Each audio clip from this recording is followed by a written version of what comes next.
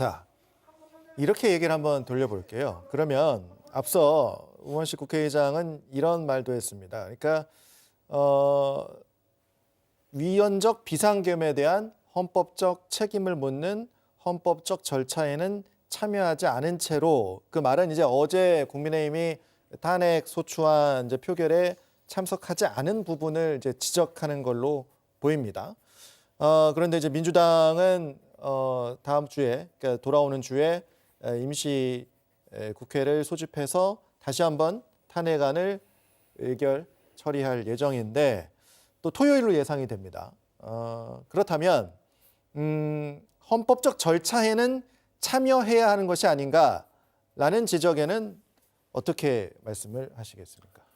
저는 그게 옳다고 생각을 합니다. 아, 예, 그거는 그 국회의원들의 양심의 문제이기 때문에 예. 그것을 뭐 집단 사실 근데 그 당론이라는 이름으로 의원들이 표결에 집단으로 불참하는 것은 뭐 여야를 막론하고 그동안에 계속 해왔던 그런 일종의 잘못된 관행입니다. 그것이 사실인데 특히 이제 이런 경우는 이 탄핵이나 이런 문제는 워낙 그 중차대한 문제이기 때문에 예. 그런 것들을 그냥 의원 개개인의 양심에 따라서 투표하게 하는 것들이 맞다. 아, 그리고 당론에 의해서 뭐 그걸 뭐 우리는 우리 당이 그랬을 경우 우리 정부 여당 자체가 미칠 그런 타격이나 이런 것들 때문에 뭐 당론으로서 그렇게 주장할 수는 있겠죠.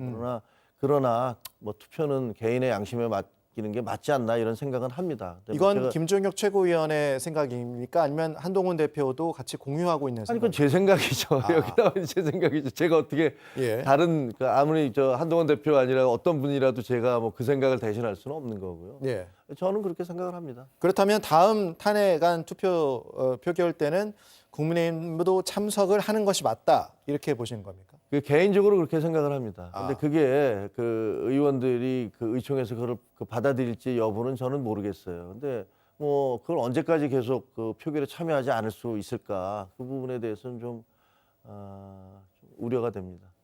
그러니까 매주 이렇게 토요일 날 이제 표결을 하는 식으로 이제 일정이 진행된다면 이런 부분도 이제 국민의힘에는 충분히 압박이 될 수 있다, 이렇게 보고 계실 걸까요?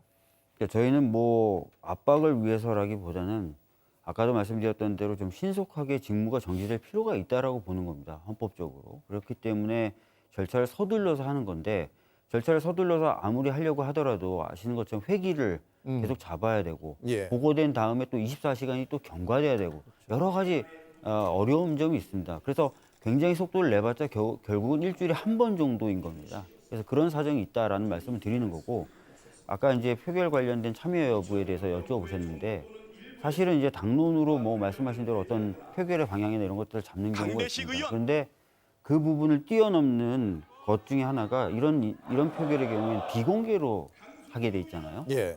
그게 뭐냐면 진짜 헌법 기관으로서 개인의 어떤 양심과 신념에 따라서 표결하라는 거예요. 이런 사안에 있어서는 적어도. 그걸 제도적으로 보장해 준 거거든요. 근데 이거를 우회하기 위해서 아예 들어가지 말아라, 회의장에. 이건 좀 문제가 있는 것 같습니다.